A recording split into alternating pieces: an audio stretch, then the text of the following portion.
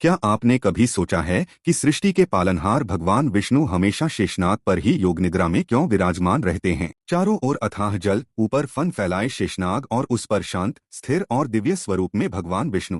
यह दृश्य केवल एक पौराणिक कल्पना नहीं है, बल्कि इसके पीछे गहरा आध्यात्मिक और वैज्ञानिक रहस्य छिपा हुआ है। आज हम उसी रहस्य को समझेंगे, जिसे जानने के बाद भगवान विष्णु का यह स्वरूप आपको बिल्कुल नए दृष्टिकोण से दिखाई देगा। हिंदू धर्मशास्त्रों में शेषनाग को अनंत कहा गया है। शेष का अर्थ होता है जो अंत के बाद भी शेष रह जाए।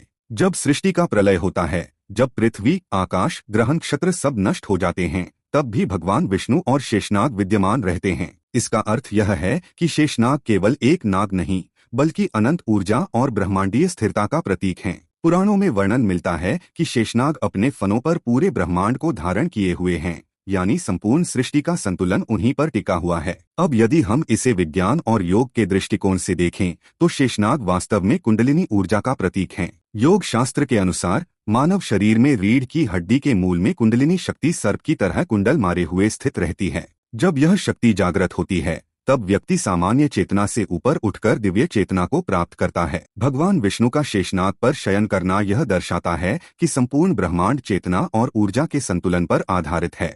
शेषनाग के फन भगवान विष्णु के ऊपर एक छत्र की तरह फैले रहते हैं। यह केवल शाही छत्र नहीं, बल्कि सुरक्षा का प्रतीक है। ठीक उसी तरह जैसे पृथ्वी के चारों ओर मौजूद मैग्नेटिक फील्ड हमें सूर्य और अंतरिक्ष से आने वाली हानिकारक किरणों से बचाती है। शेषनाग का यह स्वरूप यह बताता है कि प्रकृति और ब्रह्मांड में हर स्तर पर सुरक्षा और संतुलन की एक अदृश्य व्यवस्था कार्य कर रही है। भगवान विष्णु का क्षीर सागर में शयन करना भी अत्यंत महत्वपूर्ण है। जल को विज्ञान में ऊर्जा का सबसे अच्छा संवाहक माना जाता है। क्षीर सागर यह दर्शाता है कि भगवान विष्णु ऐसी अवस्था में हैं जहां ऊर्जा स्थिर भी है और गतिशील भी।